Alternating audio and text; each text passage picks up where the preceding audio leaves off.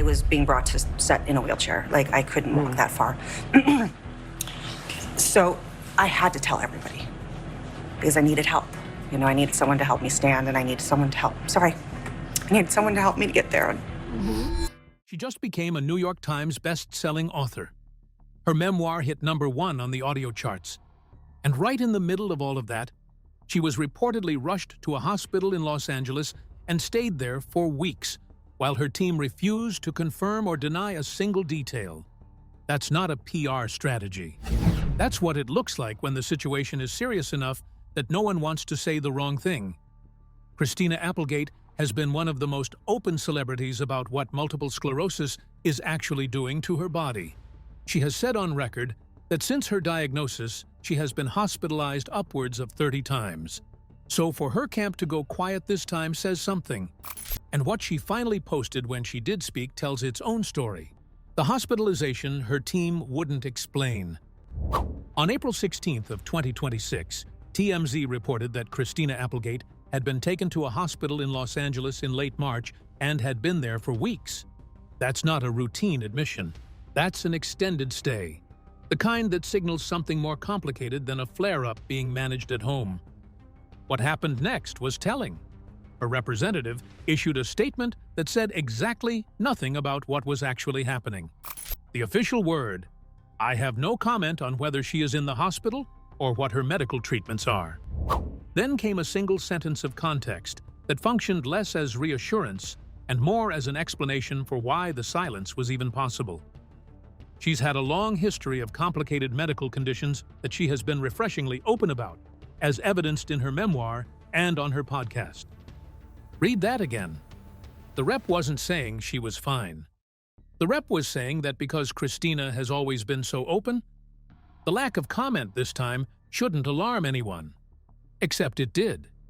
Because the people who follow her closely, the ones who have listened to every episode of her messy podcast and read the passages in her memoir about what MS has been doing to her body, understood immediately that the silence from her team was its own kind of answer. Christina herself didn't post anything for days. Her only Instagram activity in April, before the hospitalization story broke, was a brief update noting that her memoir had become a New York Times audio bestseller. Then, nothing. No stories, no responses to the reports, just quiet, which, for someone who has made candor her default mode for years, felt significant. When she did finally post on April 20th, it was a photo of a coffee mug sitting on top of her book. No hospital, no medical details. Just, "Thank you for the outpouring of love and well wishes. Health issues are a constant for me, but I'm a strong chick, and I'm getting stronger and better every day. I'm taking a moment to focus on my health, but I'll be back with more to say soon enough." That's a carefully worded statement. She didn't confirm the hospitalization. She didn't deny it. She confirmed that her health was the issue, that she was dealing with it, and that she wasn't ready to talk about the specifics yet. For someone who has described the inside of a hospital room more times than most people can count, the fact that this particular hospitalization got no elaboration is the thing worth paying attention to. In the comments section of that post, celebrity friends rallied. Actor Cheyenne Jackson wrote that he and the public would like to formally submit that they adore her, support her, and, his words, "ride at dawn for her always." The warmth in those comments was genuine, and the fact that so many people felt compelled to write something was itself a signal of how worried the people who care about her actually were. Reports from people described as those close to her said they had been preparing for the worst. That phrase made it into multiple outlets covering the story. It's not the kind of language that gets attached to routine situations. What 30 hospitalizations actually look like. Here's what the public conversation about Christina Applegate often misses. The reports about her latest hospitalization land as shocking news. But for her, hospitalization has not been a rare or exceptional event. It has been a recurring feature of life with MS since her diagnosis in 2021. During a March 2025 episode of her Messy podcast, which she co-hosts with actress Jamie Lynn Sigler, who also lives with MS, Christina confirmed that she had been hospitalized upwards of 30 times since her diagnosis. 30. in roughly 4 years. That averages out to more than once every 2 months, which means that at any given point, a hospital admission is never particularly far away. The podcast itself was born from that reality. Two people who have the same disease deciding that the most useful thing they could do with their combined experience was talk about it honestly, publicly, and without the softening that usually happens when illness becomes a media narrative. Multiple sclerosis attacks the protective covering around the body's nerve fibers. As that covering breaks down, signals between the brain and the body become disrupted, sometimes temporarily, sometimes permanently. The disease affects people differently, but in Christina's case, the progression has been documented in unusually specific terms because she has chosen to describe it publicly rather than manage it privately.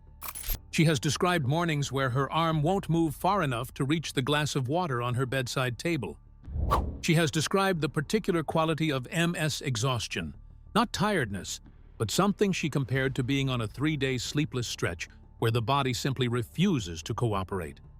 She has talked about her legs giving out mid-hallway, about wanting to walk to her daughter's room to say goodnight and not making it there. She was also hospitalized in 2025 due to a kidney infection so painful she described herself as screaming. From her hospital bed, she said she demanded every test available, ones you haven't even thought of, because she wanted answers. That level of insistence from a patient who has already been through this dozens of times says something about how frightening each new episode remains, even when hospitalizations have become a pattern. There's no point at which the body accepting a crisis becomes emotionally routine. What her memoir revealed, and what the podcast has reinforced episode by episode, is that her MS does not exist in isolation. It sits on top of decades of accumulated physical and psychological stress. She has written about her past childhood trauma and how her body reacts to it now in a way that directly triggers her symptoms. In the memoir, she described the cycle bluntly. She starts thinking about difficult experiences from her youth, she begins vomiting, and then she ends up in the hospital again. "I just want everything to stop," she wrote, "but it won't stop." That's not a description of a disease being managed. That's a description of a disease that has worked its way into every corner of a person's life and refuses to be contained. The career she had to let go, and when it actually started. Most people know that Christina Applegate was diagnosed with MS in 2021. Fewer people know that she now believes the disease had been quietly present in her body for 6 or 7 years before that, meaning it was there during filming, during public appearances, during what looked from the outside like a career at full speed. She noticed it first during Season 1 of Dead to Me, her Netflix drama that ran from 2019 to 2022. Filming a scene, her leg buckled. She noted it, continued working, and didn't connect it to anything systemic yet. The buckling kept happening. The fatigue she attributed to the demands of production. The subtle coordination issues she filed away without fully examining them. By the time she received the formal diagnosis in August of 2021, she was in the middle of filming the 3rd and final season of Dead to Me. She announced it publicly while the production was still ongoing. A simple post on social media that said, "Hi friends, a few months ago I was diagnosed with MS. It's been a strange journey, but I have been so supported by people that I know who also have this condition. It's been a tough road, but as we all know, the road keeps going." She finished the season, she delivered the performance, and then she stepped away from the career she had built across 5 decades. That career had begun before she was old enough to fully understand what she was building. She grew up in the Laurel Canyon scene of the 70s and 80s, a world that has since been written about extensively and not always in flattering terms. Acting started as a financial necessity for her family and became an emotional escape from a home life that her memoir describes in unflinching terms. A mother cycling through addiction and abusive relationships, witnessing violence and instability from ages 3 to 7, experiences of abuse from caregivers that she chose to document in writing because she had spent decades carrying them without that documentation existing anywhere. She became Kelly Bundy on Married with Children. Then she spent years trying to separate herself from what that role meant in the cultural imagination, a process she describes as complicated, given that the character's entire function was to be objectified. The person playing her was a teenager. She went on to demonstrate considerable range. A Tony-nominated Broadway performance in Sweet Charity, the comedy of Anchorman, the dramatic weight of Dead to Me. She survived breast cancer in 2008 and made the decision to undergo a preventative double mastectomy. She kept working through all of it, kept showing up, kept building something. And then the disease that had apparently been present for years finally became impossible to ignore. She has said since the diagnosis that she has had to grieve the loss of the physical version of herself. The runner, the dancer, the person whose body did what she asked it to. That version is gone. What she has said, with characteristic directness, is that MS is slowly taking away her functions. Whether that takes 20 years or 30 years, it is taking them. She told the New York Times while promoting her memoir that she and a friend wanted to write a pamphlet called MS for Dumbasses to help people understand what the disease actually does. "It's slowly killing us, guys," she said. Period. End of story. The weight her daughter is carrying. There's a part of Christina's story that doesn't get discussed as often as the medical details, and it may be the part that has cost her the most emotionally. Her daughter Sadie, now 15, grew up knowing her mother as someone physically capable, a runner, someone who worked out on a Peloton, someone who danced. That version of her mother disappeared when Sadie was around 10 years old, and the adjustment has not been painless. Christina has spoken about watching her daughter look at her from across the room when she's in bed and can't move. She's described wanting to walk down the hallway to say goodnight, and her legs not cooperating. She told Jamie Lynn Sigler on the Messy podcast that Sadie was stoic when the diagnosis first came, the way children sometimes are when they're processing something they don't yet have the vocabulary for. But as Sadie has gotten older, the weight of what's happening has become more visible. "It was like losing the mom she had to this thing," Christina said. "And the more she's gotten older now, I think the more it's hurting her." That's not a mother describing a child who has adapted and moved on. That's a mother watching her teenager grieve something ongoing, something without a resolution, something that keeps getting worse rather than stabilizing. Sadie has grown up understanding that her mother's condition is not a temporary situation with a recovery timeline. There is no projected date when things go back to how they were. The disease her mother described as slowly taking away functions over 20 or 30 years is the reality Sadie watches daily from inside the same house. Christina is married to Dutch bassist Martin Lenoble, and the two have navigated this together, though Christina has been the one doing most of the public accounting of what daily life looks like. The school drop-off routine that she has described captures the full reality in a single, quiet image. Getting Sadie to school in the morning is, by her own account, the one time during the day they are alone together. It is her favorite part of the day. She has also described the internal negotiation it requires, telling herself just to get Sadie there safely and then get home and get back into bed. That's the whole transaction. That's what the favorite moment of the day costs her, physically. Most parents take that drive for granted. For Christina, it is something she has to consciously work toward and recover from. Sadie supported her mother at the 2024 Emmy Awards, where Christina came out to present and received a standing ovation from an audience of peers who understood what it had taken to get her there. Christina's response to that ovation, "You're totally shaming me with disability by standing up," was the kind of line only someone who has made peace with dark humor as a survival tool could deliver in that moment. Sadie was watching from the audience. She saw the room stand for her mother. She also lives with the version of her mother who can't make it down the hall on hard days. Both of those things are equally true. What Christina has built around her daughter, despite everything, is a specific and deliberate presence. She shows up for the drop-off, even when it depletes her.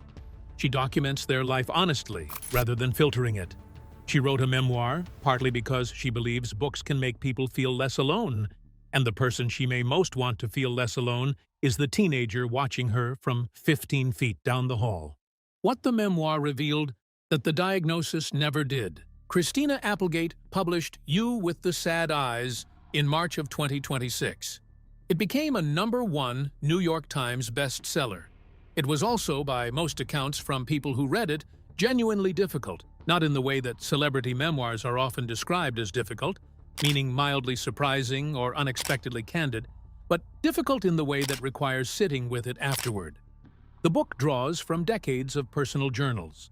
It covers the Laurel Canyon childhood, the experiences of abuse and molestation she documented for the first time publicly, the eating disorder, the low self-esteem that persisted even through significant professional success, an abusive relationship early in her career that she describes at length, the breast cancer diagnosis in 2008 that led to a preventative double mastectomy, and then MS.